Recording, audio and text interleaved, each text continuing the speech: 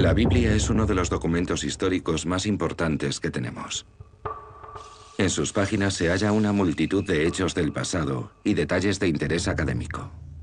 Intrigantes referencias a tecnologías y fenómenos antiguos, muchos de los cuales fueron despreciados por exagerados o se creyó que eran imposibles. Pero pensemos de nuevo. La revisión del texto puede revelar los secretos de algunos de estos misterios. ¿Fue la célebre Torre de Babel real? ¿Pudieron los israelitas haber construido algo más alto que cualquier edificio actual? ¿Mató David a Goliat de la misma forma que cuenta la Biblia? ¿Descubrieron los antiguos una técnica milagrosa capaz de convertir el agua en fuego? ¿Y pudo el Arca de la Alianza volar gracias a una superciencia tan misteriosa que solo ahora comenzamos a redescubrir? La recreación de fenómenos supernaturales usando las últimas tecnologías y la descodificación de las palabras de la propia Biblia nos permitirán estudiar la tecnología olvidada de Tierra Santa. Grandes Descubrimientos comienza su investigación de la ciencia perdida de la Biblia. Grandes Descubrimientos, la ciencia perdida de la Biblia.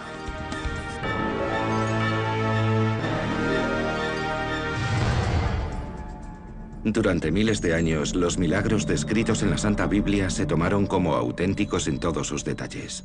Pero en los tiempos modernos, la precisión literal del texto ha sido puesta en duda. Muchos creen que las historias son alegóricas. Sus significados están llenos de verdad, pero los pormenores están exagerados o adornados. Pero tal vez las palabras de las Escrituras sean más precisas de lo que algunos creen. Nuestros antepasados poseían un conocimiento asombrosamente avanzado de la ciencia y del mundo que los rodeaba. Grandes Descubrimientos se valdrá de este conocimiento, no para demostrar o desmentir el texto, sino para descubrir si los fantásticos detalles de la Biblia son posibles desde el punto de vista científico. Un viaje que comienza literalmente en las alturas de la arquitectura antigua. Se creía que había sido el edificio más alto de la historia, una torre tan alta que habría tocado el mismo cielo, pero el pueblo que la construyó desafió a Dios. Dios vio lo que pasaba, que el plan era maligno y que a la larga no beneficiaría a la sociedad. De modo que, según la Escritura, Dios intervino. La gente comenzó a hablar en lenguas distintas, empezó a discutir, y la desunión hizo que al final se dispersasen. Y entonces la torre se vino abajo. Se llamaba la Torre de Babel, y algunos piensan que existió en realidad. El edificio más alto del mundo en la actualidad, el Burj Dubai, mide más de 600 metros. ¿Y si la ciencia demostrase que la Torre de Babel podría haber sido más alta? La Torre de Babel fue como cualquier rascacielos que tenemos ahora en nuestras ciudades. Normalmente el final está cubierto de nubes. Decían que era tan alta que tocaba el cielo. Construyamos una ciudad con una torre tan alta que roce los cielos. Los historiadores y arqueólogos de nuestro tiempo creen que esta historia es una exageración. Pero ¿y si la ciencia pudiera demostrar que en realidad los antiguos poseían la tecnología para erigir esas enormes construcciones? La clave reside en poner a prueba los materiales y técnicas arquitectónicas del pasado para mostrar sus límites. Usando directamente la información contenida en las páginas de la Biblia, los investigadores usan la ciencia moderna para calcular la altura que alcanzaron los ingenieros de la época. La historia cuenta que para construir la torre usaron ladrillos. ¿Qué altura podía alcanzar un edificio antiguo de ladrillos? Si uno quisiera averiguar la altura de un edificio construido con material quebradizo, como el ladrillo, la mejor forma de hacerse una idea del asunto es calcular el peso de una pieza y después hallar el número de ladrillos que se pueden apilar antes de que el edificio comience a agrietarse demasiado y se caiga, o que los cimientos comiencen a desmoronarse. El primer paso de la investigación es reproducir un ladrillo antiguo. Lynn Hobbs es profesor de Ciencia de Materiales del Instituto de Tecnología de Massachusetts. Está haciendo un ladrillo de arcilla secado al sol, valiéndose de la misma técnica empleada hace 3000 años. Añade paja y arena para que la arcilla permanezca unida y refuerce el ladrillo resultante. El siguiente paso es secarlo. Y la mejor forma de hacerlo es dejarlo al sol para que se endurezca. Para calcular la altura máxima de un edificio hecho enteramente de estos ladrillos, necesitamos hallar la resistencia de uno solo de ellos. Para hacerlo, el profesor Hobbs utiliza una máquina Ingstrom, que presiona el ladrillo bajo una prensa de acero hasta que se rompe. La máxima carga que este ladrillo es capaz de soportar es 360 kilos en una superficie de 13 centímetros cuadrados. Este es el peso máximo que un solo ladrillo puede soportar en vertical sin romperse. Esto significa que un ladrillo colocado horizontalmente aguanta 360 kilos por 5, es decir, 1.800 kilos. Cada ladrillo pesa medio kilo, de modo que podemos colocar un máximo de 4.000. Estos 4.000 ladrillos, cada uno con una altura de algo más de 3 centímetros, equivalen a 152 metros. Una estructura así es tan alta como el obelisco a Washington de la capital de los Estados Unidos. Pero las pruebas arqueológicas indican que la Torre de Babel podría haber sido incluso más alta. La historia se remonta a la antigua Mesopotamia, en los actuales Siria e Irak, una zona en la que se conservan las ruinas de antiguas megaestructuras llamadas zigurats. Los zigurats eran los rascacielos de la antigua Mesopotamia. Sobre sus azoteas había templos que se creía eran residencias de dioses. Las docenas de ellos que quedan hoy han sido datadas por los arqueólogos en la misma época de la Torre de Babel. Se crearon alrededor del año 2000 a.C. Los zigurats siguen en pie por su resistente estructura piramidal. Estos edificios son parte de una tradición muy antigua. El pueblo que habitaba en antiguo Irak estaba muy acostumbrado a trabajar con los materiales que usaba para las plataformas. Sabían que el progresivo mayor peso de estas terrazas requería repartir la carga. Edificios de base ancha como las grandes pirámides de Giza reparten la carga mejor que las torres rectas. Les proporciona mayor estabilidad y por lo tanto pueden llegar más alto. Una pirámide podía ser 3 veces más alta que una torre. Así que si tomamos los 152 metros de antes y los multiplicamos por 3, el resultado es una pirámide de 456 metros hecha de ladrillos secados al sol. Es casi medio kilómetro, algo bastante impresionante para un montón de barro que hemos desenterrado del suelo. Así que usando ladrillos cocidos al sol dispuestos en forma de pirámide, podríamos llegar a los 456 metros. Es más que lo que mide la construcción de ladrillo más alta del mundo, el edificio Chrysler. Pero resulta asombroso que la Torre de Babel hubiese podido ser incluso más alta gracias a una nueva tecnología revolucionaria tan importante que incluso sale mencionada en las mismas páginas de la Biblia. Se decían, haremos ladrillos y luego los coceremos a fondo. Hornear los ladrillos modifica sus propiedades de forma muy drástica. Los hace mucho más fuertes. Calentar un ladrillo a 800 grados durante 24 horas, como hacían en Mesopotamia, hace que las partículas se mantengan unidas. El resultado es un material más fuerte y terminado. Pero, ¿cuánta altura y resistencia habría ganado la Torre de Babel si la hubiesen construido con ladrillos horneados? El ladrillo cocido al sol no pudo con más de 360 kilos. Se supone que el horneado aguantará mucho más. En estos momentos tenemos 450 kilos sobre él, mucho más que en el caso del ladrillo secado al sol. Vemos que comienza a agrietarse con unos 900 kilos. Ahora subimos a 2.250, casi 2.700. Se acabó. Hemos visto que casi explota. 2.700 kilos, lo que significa que este ladrillo es 7 veces y media más fuerte que el anterior. El profesor Hobbs usa este resultado para hacer los mismos cálculos que antes y averiguar la altura máxima de las construcciones de la antigua Mesopotamia. 3 kilómetros. De modo que, en principio, si usamos ladrillos horneados, podríamos construir pirámides de 3 kilómetros de altura, hasta el cielo. Sorpresa. Este valor es 5 veces mayor que el del edificio más alto del mundo. Así que, en teoría, es posible que los antiguos mesopotamios construyeran hasta tocar el cielo, tanto así que habrían sufrido mal de altitud. Pero en la práctica, ¿contaban con los medios para hacer algo así? Aunque en teoría podrían haber erigido un zigurat de 3 kilómetros, en realidad habría sido imposible debido a la cantidad de energía requerida para hornear ladrillos. Entendemos que la historia de la Torre de Babel sucedió en realidad. Simplemente echa un vistazo a cualquier rascacielos urbano. Son grandes torres que tocan el cielo. ¿Pueden los analistas modernos de la Biblia arrojar luz sobre una de las historias más célebres jamás contada? La de un niño pastor llamado David, quien con una sola mano mató al gigante Goliat. ¿Pueden también averiguar qué arma y qué método había que fueran tan potentes como para abatir al gigante de un solo golpe? Es una de las historias sobre el triunfo de los humildes más famosas que se hayan contado.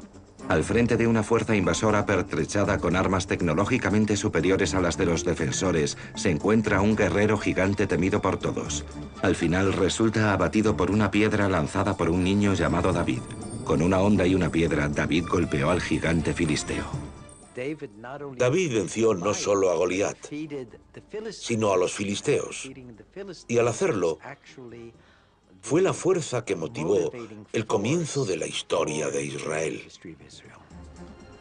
¿Qué dificultades habría encontrado un niño para alcanzar y matar a un gigante con un solo golpe en el blanco? La honda es el arma ignorada e infravalorada de la antigüedad. Era muy barata, el arma de los pobres, pero al mismo tiempo era increíblemente eficaz. Con 2 ejércitos frente a frente y a punto de entablar batalla, ¿por qué un niño se enfrentó a un gigante? En el siglo XI a.C., el pueblo de Israel estaba enfrentado a sus enemigos, los filisteos.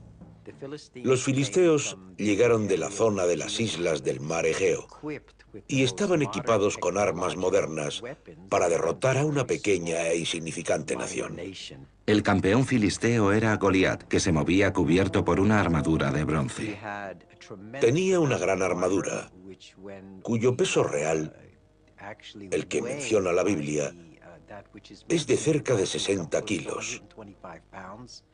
Así que tenemos esta criatura monstruosa y descomunal. Cuando Goliat propuso resolver la batalla en un solo combate, David se presentó voluntario para hacerlo. Pero David no era cualquier niño, se convertiría en el rey David. Tras la de Jesús, su biografía es la más extensa de la Biblia. Creo que David tenía un plan, porque según le dice a Saúl, puedo ocuparme de Goliat igual que lo hago de los lobos y osos que atacan mi rebaño. Ahora mi rebaño es el ejército de Israel. Mi arma es la honda y ahí tenemos al lobo y al oso. Grandes Descubrimientos utilizará la tecnología moderna y los indicios que se encuentran en la Biblia para descubrir la técnica de David. Primero debemos encontrar la honda perfecta para un combate a uno. La honda más avanzada de aquellos tiempos era una adaptada para crear más potencia. Este artefacto que estoy sosteniendo se llama honda de mango, que consiste en una honda atada al extremo de una vara. La vara aumenta el alcance de la honda y por tanto incrementa la potencia de cada disparo. Esta arma era la favorita para lanzar proyectiles más pesados como las bombas primitivas usadas como morteros en los antiguos campos de batalla. ¿Pero fue esta la mejor honda que David podría haber usado contra Goliat? La idea de que David usase una honda de mango es bastante improbable, porque no es un arma especialmente precisa. Lo que yo prefiero pensar es que los honderos bien entrenados eran como los francotiradores de ahora. Eran muy habilidosos, estaban bien entrenados y podían lanzar un pequeño proyectil con una precisión asombrosa. De modo que David usó una honda de mano. El tipo de hondas usadas en Oriente Próximo a finales de la Edad de Bronce se parecen mucho a esta. Está hecha de cáñamo. Es la clase de proyectil que se usaba en Judea, la actual Israel. Estamos buscando una con una forma y un tamaño muy específicos, que tenga un aspecto ovalado suave. Esto mejora la aerodinámica del proyectil y maximiza su precisión. Necesitamos cierta cantidad de peso para que el proyectil se mantenga en la bolsa sin caer. Si la onda pesa poco, caerá de la bolsa mientras volteamos la onda. Si pesa demasiado, no alcanzará la velocidad adecuada cuando lo lancemos. La onda ideal debe estar entre estos dos valores. Eligió 5 cantos rodados del río y con su onda en la mano se acercó al filisteo. Ahora que tenemos una onda y una piedra como las que habría usado David, ya podemos poner a prueba la capacidad del arma. Louis Pons Livermore es el campeón de onda de las Islas Baleares, durante milenios la sede de los mejores honderos del mundo. En la antigüedad, las Islas Baleares tenían la reputación de ser la tierra de los mejores honderos. Han heredado de sus antepasados el dominio de este instrumento. Luis ha viajado a Tierra Santa para probar el poder destructivo de esta réplica metálica de una onda de lana. Está investigando la técnica exacta empleada por David para abatir a Goliat. La onda es como una prolongación del brazo, más que nada. Tiene como 3 partes. Una es el anillo que tenéis aquí, otra es la bolsa donde apoya la piedra y al final acaba aquí con un nudo y abierto. Simplemente cuando tienes ya el lado puesto en el dedo lo coges aquí como una pinza. No es toda la mano, es simplemente los 2 dedos anular y este de aquí.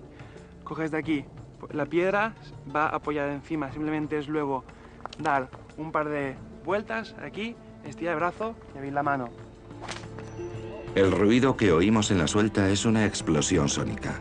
Debido a la energía liberada, el final de la onda rompe la barrera del sonido.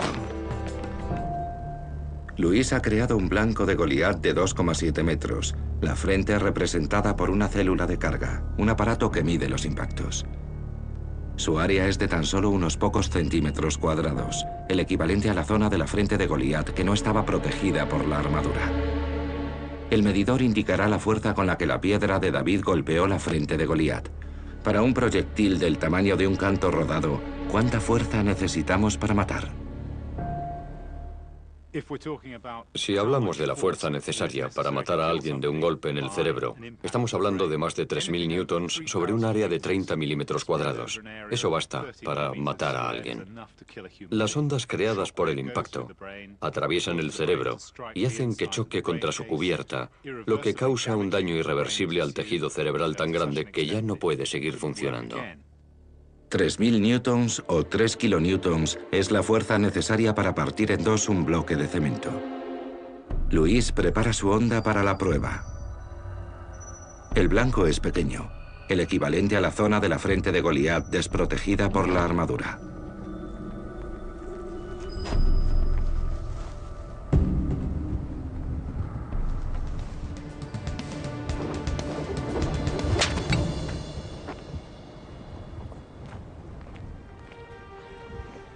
$3.62 kilonewtons son suficientes y hemos eliminado a Goliat con una piedra y una onda, así que Goliat ha muerto.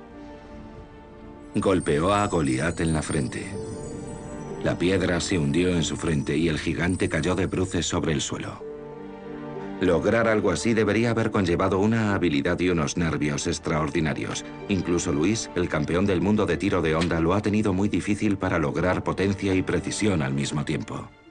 Para ser capaz de derribar a un hombre vestido con armadura de un solo disparo de onda, uno tiene que tener mucha suerte, o una habilidad increíble incluso para un buen hondero. Debería poseer una capacidad tremenda, un dominio y una habilidad puestos de manifiesto en un momento crucial. Y el hecho es que se enfrentó a la crisis y la superó, uno de los requisitos básicos de la realeza. Grandes descubrimientos ha revelado que fue posible que un simple niño armado con una onda y una piedra matase de un solo golpe a un enemigo situado a gran distancia de él.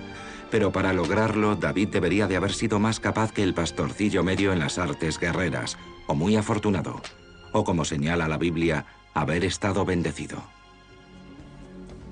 Durante el reinado de David y aún ahora, el hombre ha intentado controlar el fuego. ¿Podrían los documentos antiguos desvelar que los hombres de la Biblia poseían una técnica milagrosa, capaz de sacar fuego de la nada? Una de las maravillas más misteriosas de la Biblia hace referencia a un altar de piedra y madera descrito en el primer libro de los Reyes. El altar se vio envuelto en un aparatoso incendio, pero no hizo falta ninguna chispa para crearlo. Las llamas surgieron de la nada. Los análisis llevados a cabo por algunos de los mayores expertos en historia antigua podrían arrojar nueva luz sobre este acertijo bíblico. Según ellos, existe un producto químico misterioso creado por el hombre que puede convertirse en fuego sin que hagan falta chispas o brasas. Se llamaba fuego griego o automático. Como su nombre indica, el fuego automático es un fuego que surge de forma espontánea. Se piensa en ello como algo misterioso, sobrenatural, algo que obedece a fuerzas mágicas. Grandes Descubrimientos está investigando los secretos del fuego griego.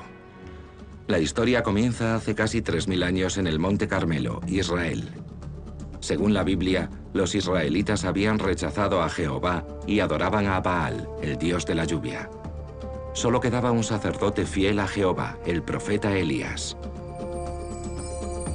Elías se presentó ante el pueblo y dijo: si el Señor es Dios, seguidle. Si Baal es Dios, seguidle. Pero el pueblo no respondió.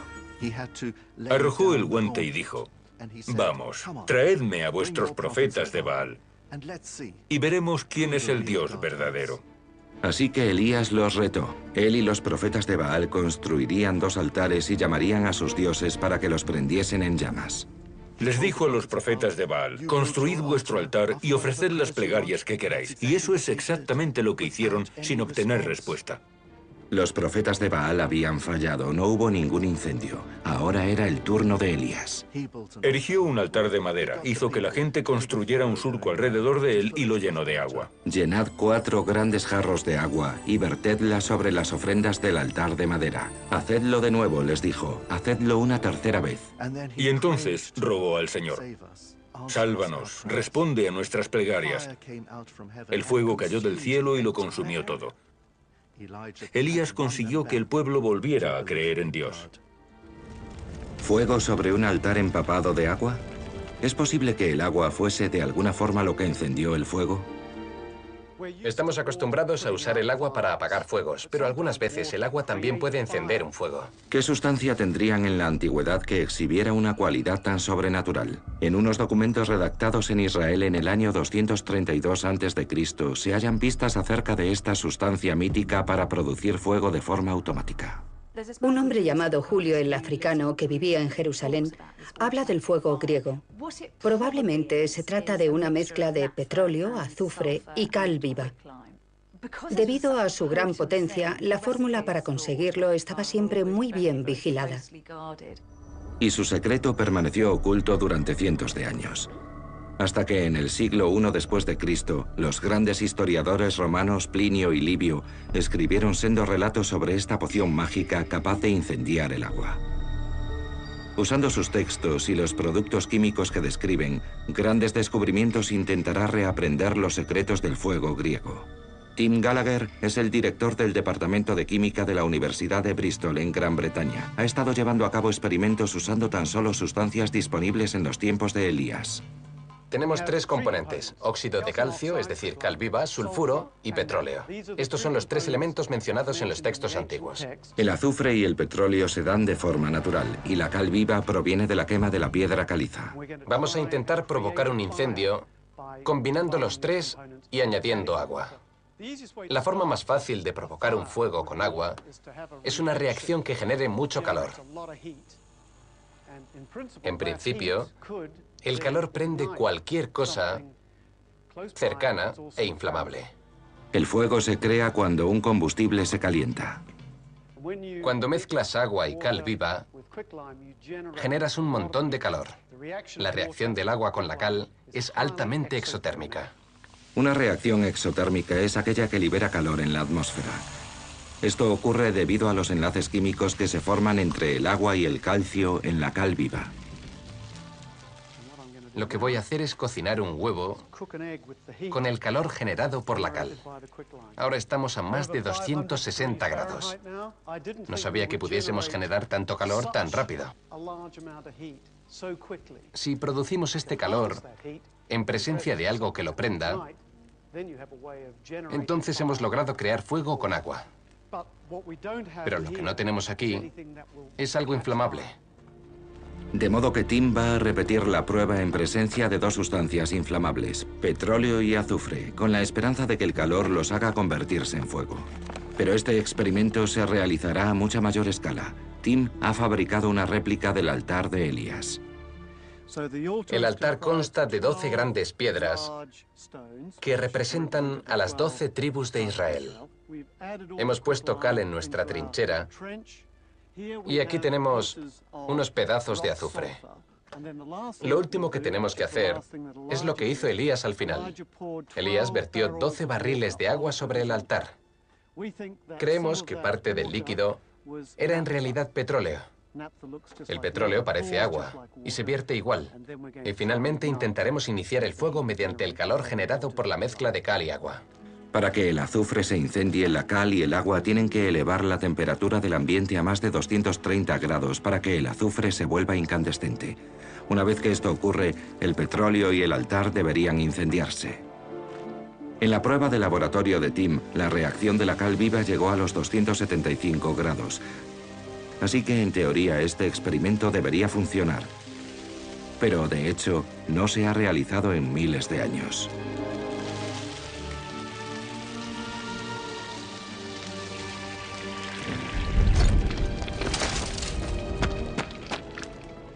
Está prendiendo. El petróleo se prende y esto expandirá el fuego. Como vemos, se está propagando. Todo viene de la zona del altar donde está la cal viva.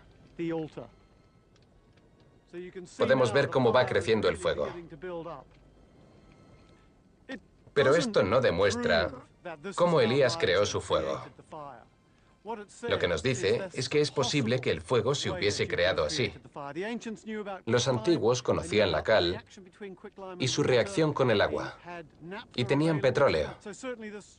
Así que es cierto que uno podría haber usado estos conocimientos químicos para suscitar un fuego usando agua.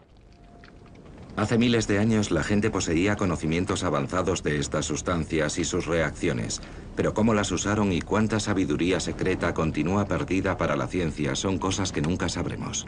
Otro secreto de aquella época muy bien protegido hacía referencia a la primera arma biológica de la historia, una miel tóxica usada por los antiguos ejércitos para envenenar a sus enemigos. Las abejas, avispas y tábanos nos dan miedo a todos. Incluso hoy en día las abejas matan a 100 personas al año. En los tiempos bíblicos, los jefes militares usaban este temor para aterrorizar a los ejércitos enemigos. Si tomamos todas las alusiones a las abejas que contiene la Biblia, nos percataremos de que algunas de ellas las presentan como un peligro, e incluso como si fuesen armas bélicas letales. Y enviaré tábanos que expulsarán a los gibitas, cananeos e hititas. La gente desarrolló muchas formas de usar a las abejas. Las metían en pequeños envases de arcilla que eran casi como granadas de mano. O ponían paneles enteros en las catapultas y los lanzaban sobre ciudades. Pero un antiguo relato del historiador griego Estrabo contiene indicios de que esta arma fue llevada un paso más allá. En el año 67 a.C., algo ocurrió en el norte de Turquía que los historiadores todavía no entienden bien. Uno de los ejemplos más extraños de guerra biológica usados contra el ejército romano. Se trataba de una ingeniosa trampa de miel. Hubo muchos tipos distintos de luchas de poder a lo largo de la historia romana. Muchos reyes locales estaban descontentos con los romanos y organizaron revueltas. Una de ellas la lideró el rey Mitrídates, uno de los enemigos de Roma con más éxito. Les creó muchos problemas a los romanos. El general romano Pompeyo el Magno tenía a su cargo un gran ejército reunido para enfrentarse a Mitrídates. Tras un año de batallas, ambos contingentes llegaron a la orilla del Mar Negro en el norte de Turquía. Los romanos llevaban las de ganar y Mitrídates estaba retirándose, pero inteligentemente va dejando un rastro de vasijas de miel. Los romanos avanzan y cuando se topan con ellas, piensan que se trata de un exquisito tributo de un ejército en desbandadas. Se la comen, pero resulta ser un veneno potente. ¿Fue en realidad esta miel un arma biológica natural diseñada por el hombre? Los soldados enloquecieron un poco, como si estuvieran drogados o borrachos. Estaban muy agitados. Algunos vomitaron y sufrieron diarrea. Después volvieron a sentirse totalmente fuera de sí. Duró unos 3 días. Resulta sorprendente que la propia Biblia avisara de esta terrible arma biológica. ¿Has encontrado miel? Toma solo la que necesites para evitar llenarte y vomitar. Pero, ¿cómo puede ser tóxica la miel? La respuesta se halla en las plantas de rododendro que cubren las colinas del norte de Turquía. En la naturaleza existen muchos ejemplos de toxinas. Los rododendros son capaces de producir toxinas naturales. Estas sustancias se llaman grayanotoxinas y se encuentran en el néctar recolectado por las abejas. Esta grayanotoxina se incorpora a la miel debido al néctar que las abejas recogen en la planta del rododendro. Para saber cómo la intoxicación por grayanotoxina en la miel afecta al cuerpo, grandes descubrimientos usará un conejo de Indias humano, el oficial militar retirado David Shaw. Le administraremos 400 centilitros de una solución con grayanotoxinas bajo control médico. Estoy bastante nervioso. Esta prueba es un viaje a lo desconocido. Los efectos secundarios van del mareo y la sudoración a los vómitos y el coma. El doctor Adam Cunliffe supervisará a Dave aquí, en el Laboratorio de Rendimiento Humano de la Universidad de Westminster, en el centro de Londres.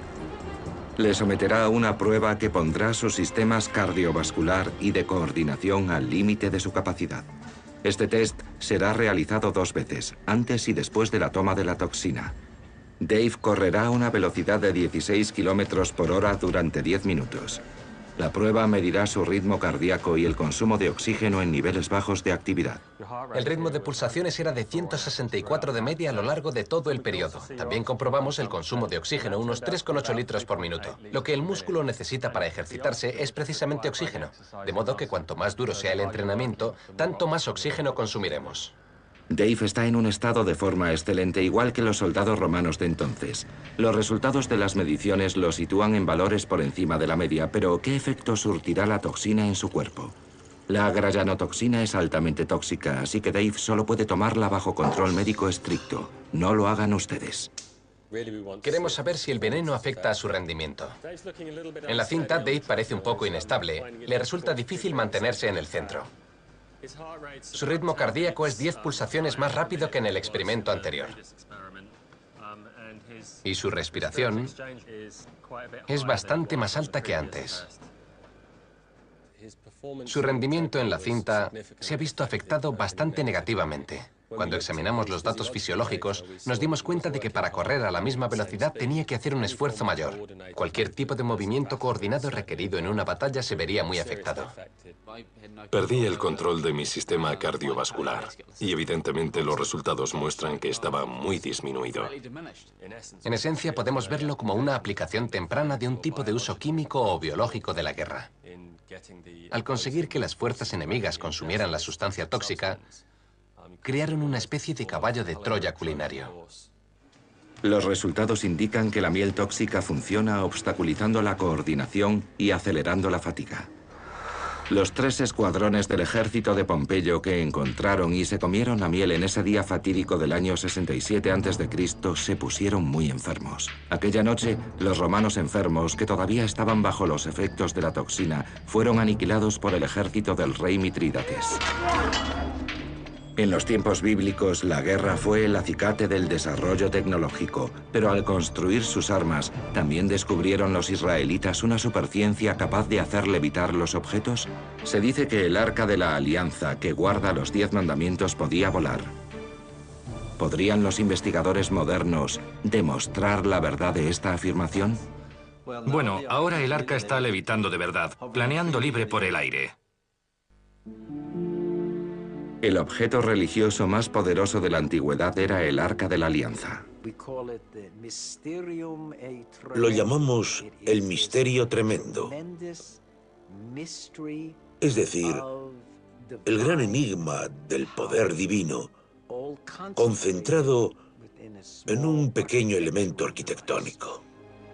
Se decía que levitaba, que era capaz de levantar todo su peso en el aire. Ahí estaba moviéndose sola, llevando a los que la transportaban. ¿Obedecían estos fenómenos al poder divino o existe otra explicación? ¿Podría la tecnología antigua haber conseguido la levitación? ¿Existían tecnologías que se perdieron y que solo hoy estamos redescubriendo? Los creyentes piensan que Dios puede hacerlo todo. Especialmente en lo que respecta al arca que contiene los 10 mandamientos entregados por Dios a Moisés en el monte Sinaí. Muchos libros de la Biblia, el Corán y la Torá mencionan el arca. Pero el relato más misterioso es el de Uza. Por el primer libro de Samuel sabemos que en los tiempos del rey David, el arca regresó a su hogar en Jerusalén. Los bueyes tiraban de un carro en el que estaba el arca. Uza se dio cuenta de que los bueyes habían tropezado y de forma instintiva temió que el arca cayese también. Así que extendió la mano para sostenerla y al instante cayó muerto. ¿Por qué? En realidad, el arca no necesitaba de Uza ni de nadie para sostenerse. Dios le dijo, Uza, lo que sostiene a los que lo transportan, ¿acaso no se puede sostener a sí mismo? Dios impulsaba el arca. Sí, levitaba en el aire con un poder que provenía de Dios. ¿Pero puede la ciencia ofrecer una teoría alternativa? Los científicos modernos han descubierto una serie de sustancias con propiedades místicas. Se llaman superconductores y podrían explicar el milagro de la meditación. La superconductividad es una de las últimas fronteras de la física. El profesor Tom Johansen, experto en semiconductores de la Universidad de Oslo, en Noruega, está investigando el fenómeno de la levitación con superconductores. Aquí tengo un imán. Y si cerca de él hay un superconductor, como ocurre ahora mismo, y lo enfrío, lo que pasa es que el superconductor reconoce que hay un campo magnético a su alrededor y reacciona ante él. Estas propiedades únicas de los superconductores crean un efecto llamado levitación estable. Solo funciona en condiciones muy particulares. Hay muchos materiales que son superconductores por sí mismos. Por ejemplo, el aluminio y el plomo. Hay muchos materiales superconductores. De modo que los materiales usados para hacer superconductores eran comunes en la antigüedad. Pero tienes que enfriarlos mucho para que estas propiedades se manifiesten. Las sustancias solo se vuelven superconductoras a partir de una temperatura determinada. Para elevarla, los metales se combinan en aleaciones. Aquí tengo una aleación de itrio, bario y óxido de cobre. Se puede enfriar por debajo de menos 182 grados centígrados para que alcance el estado superconductor. Lo puedo lograr vertiendo hidrógeno líquido. Menos 182 grados equivalen a 91 grados Kelvin. Ahora acerco un imán. Y si retiro la mano, el material se sostendrá solo en el aire. Levitación magnética por superconductividad. Pero, ¿cómo puede un imán resistir la fuerza de la gravedad? James Dean, un especialista en la creación de imágenes en 3 dimensiones, está usando una tecnología diseñada especialmente para las investigaciones de grandes descubrimientos. Cuando un superconductor se enfría por debajo de su punto crítico, el sentido del flujo eléctrico en su interior cambia. Si tomamos este superconductor y lo colocamos junto a un campo magnético, podemos observar que las líneas del campo del imán inducen una carga eléctrica dentro del superconductor. Estas corrientes forman unos tornados de carga llamados vórtices, por cuyo centro pasa el campo magnético. Si ampliamos la imagen y miramos de cerca, podemos ver los vórtices de corriente inducidos por el campo magnético, que atraviesan cualquier pequeño defecto que encuentren en el superconductor. Estos defectos fijan los vórtices y por lo tanto el campo magnético en el superconductor. Si movemos el imán, movemos también el campo magnético. Esto significa que los vórtices se alejan de su lugar fijo, así que se resisten. Y si empujamos y tiramos, vemos que el campo intenta quedarse en su sitio. De hecho, cualquier fuerza que intente trasladar el imán y el campo magnético, se encontrará una fuerza opuesta que intentará dejarlo donde estaba. Esta es la clave de la levitación estable. La fijación del campo magnético se opone a la misma fuerza de la gravedad. El imán no se mueve porque su campo magnético tampoco lo hace y levita sobre el superconductor. Si el superconductor se mueve, el imán que levita lo seguirá volando a la misma altura sobre un plano, de modo que el imán no solo levita, sino que también se mueve de forma estable por el aire. Pero, ¿pudieron los antiguos israelitas dominar esta ciencia hace más de 3000 años? Muy a menudo, cuando estudiamos la tecnología antigua, nos sorprende la habilidad y el conocimiento que se empleaban en la producción de objetos. En aquellos tiempos había metalurgia sofisticada. Las guerras en el antiguo Oriente Medio habían favorecido los avances. Los procedimientos de fundido de metales habían mejorado para producir aleaciones cada vez mejores para las armas. ¿Pudieron los antiguos israelitas haber descubierto esta superciencia mientras hacían las aleaciones? Si ese fue el caso, no sería el primero de una tecnología perdida que confunde a los historiadores. Hace poco estábamos examinando unas puntas de lanza de la Edad de Bronce. Estaban sorprendentemente bien moldeadas. Estábamos buscando un horno moderno que pudiera replicarlas. Todos los que visitamos tuvieron muchos problemas a la hora de lograr una calidad cercana a la de los antiguos metalúrgicos. ¿Levitó el Arca de la Alianza gracias a una tecnología que desconocemos? Grandes descubrimientos la pondrá a prueba. Tom ha creado una maqueta del arca para llevar la levitación estable a su límite. Hacer que esta arca levite es un gran reto porque es un objeto grande y pesado. Es algo que nunca he hecho. En el fondo he colocado 4 imanes potentes que interactuarán con los superconductores que podemos ver aquí.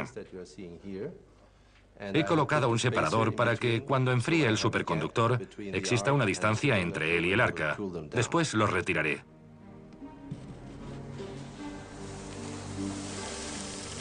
Tom vierte nitrógeno líquido para enfriar al superconductor a menos 195 grados centígrados. Para que el experimento sea un éxito, los 4 bloques que sustentan el arca podrán ser retirados y el arca se sostendrá solamente gracias a los superconductores.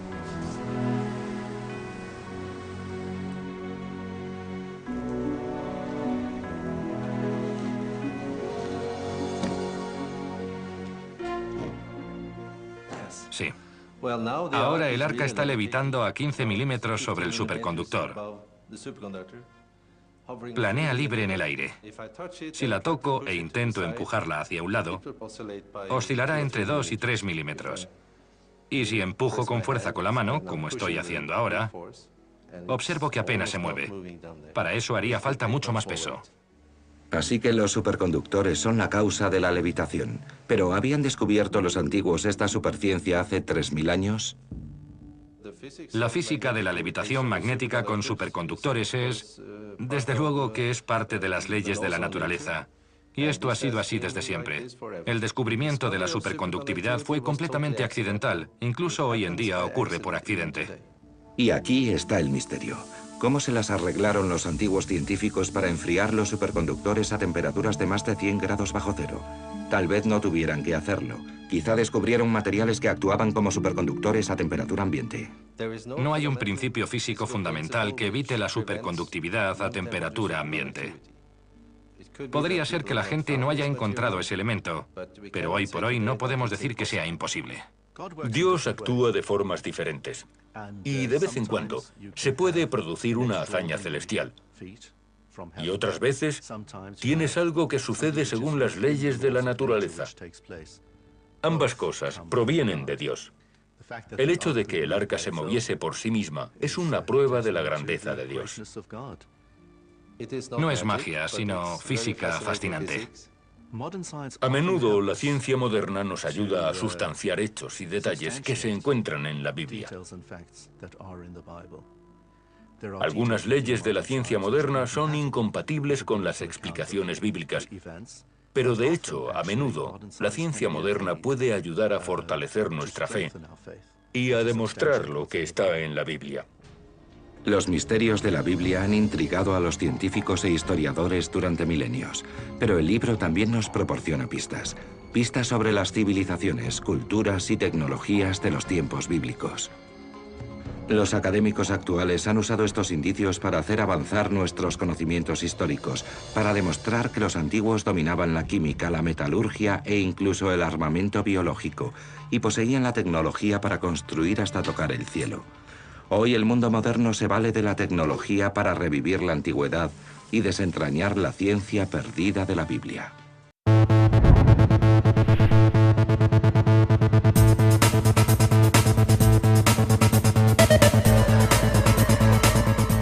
Tecnología olvidada de Tierra Santa. Grandes Descubrimientos comienza su investigación de la ciencia perdida de la Biblia. Grandes Descubrimientos. La ciencia perdida de la Biblia.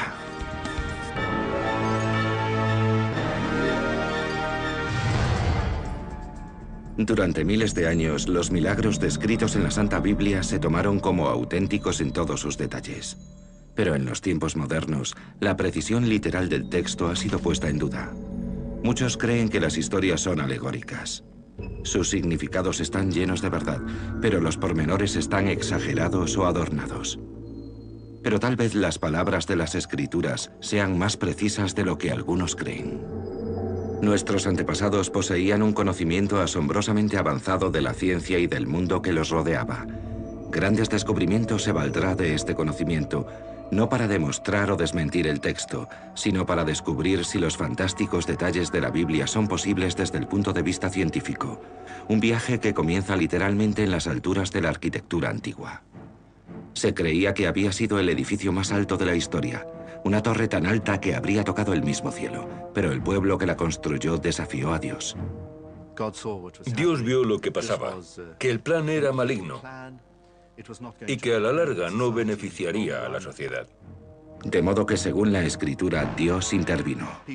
La gente comenzó a hablar en lenguas distintas, empezó a discutir, y la desunión hizo que al final se dispersasen. Y entonces la torre se vino abajo. Se llamaba la Torre de Babel, y algunos piensan que existió en realidad. El edificio más alto del mundo en la actualidad, el Burj Dubai, mide más de 600 metros. ¿Y si la ciencia demostrase que la Torre de Babel podría haber sido más alta? La Torre de Babel fue como cualquier rascacielos que tenemos ahora en nuestras ciudades. Normalmente el final está cubierto de nubes. Decían que era tan alta que tocaba el cielo. Construyamos una ciudad con una torre tan alta que roce los cielos. Los historiadores y arqueólogos de nuestro tiempo creen que esta historia es una exageración. Pero ¿y si la ciencia pudiera demostrar que en realidad los antiguos poseían la tecnología para erigir esas enormes construcciones? La clave reside en poner a prueba los materiales y técnicas arquitectónicas del pasado para mostrar sus límites. Usando directamente la información de estos ladrillos, necesitamos hallar la resistencia de uno solo de ellos. Para hacerlo, el profesor Hobbs utiliza una máquina Instrom, que presiona el ladrillo bajo una prensa de acero hasta que se rompe. La máxima carga que este ladrillo es capaz de soportar es 360 kilos en una superficie de 13 centímetros cuadrados. Este es el peso máximo que un solo ladrillo puede soportar en vertical sin romperse. Esto significa que un ladrillo colocado horizontalmente aguanta 360 kilos por 5, es decir, 1.800 kilos. Cada ladrillo pesa medio kilo, de modo que podemos colocar un máximo de 4.000. Estos 4.000 ladrillos, cada uno con una altura de algo más de 3 centímetros, equivalen a 152 metros. Una estructura así es tan alta como el obelisco a Washington de la capital de los Estados Unidos. Pero las pruebas arqueológicas indican que la Torre de Babel podría haber sido incluso más alta. La historia se remonta a la antigua Mesopotamia, en los actuales Siria e Irak, una zona en la que se conservan las ruinas de antiguas megaestructuras llamadas zigurates.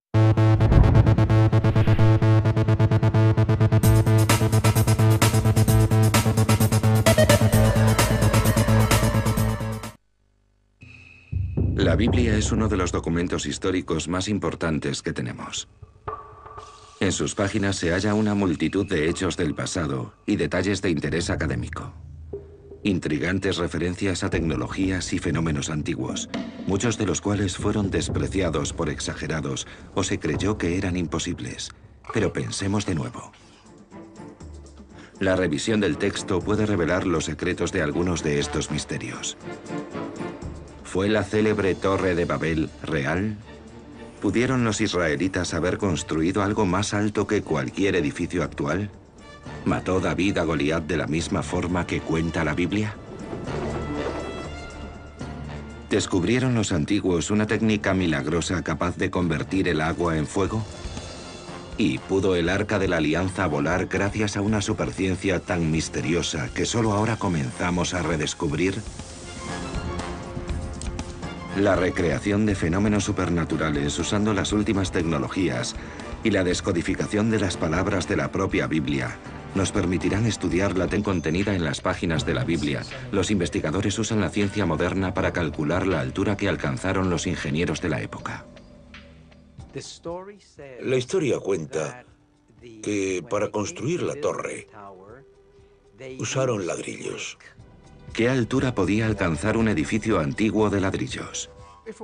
Si uno quisiera averiguar la altura de un edificio construido con material quebradizo, como el ladrillo, la mejor forma de hacerse una idea del asunto es calcular el peso de una pieza y después hallar el número de ladrillos que se pueden apilar antes de que el edificio comience a agrietarse demasiado y se caiga, o que los cimientos comiencen a desmoronarse. El primer paso de la investigación es reproducir un ladrillo antiguo. Lynn Hobbs es profesor de Ciencia de Materiales del Instituto de Tecnología de Massachusetts. Está haciendo un ladrillo de arcilla secado al sol, valiéndose de la misma técnica empleada hace 3000 años. Añade paja y arena para que la arcilla permanezca unida y refuerce el ladrillo resultante. El siguiente paso es secarlo, y la mejor forma de hacerlo es dejarlo al sol para que se endurezca. Para calcular la altura máxima de un edificio hecho enteramente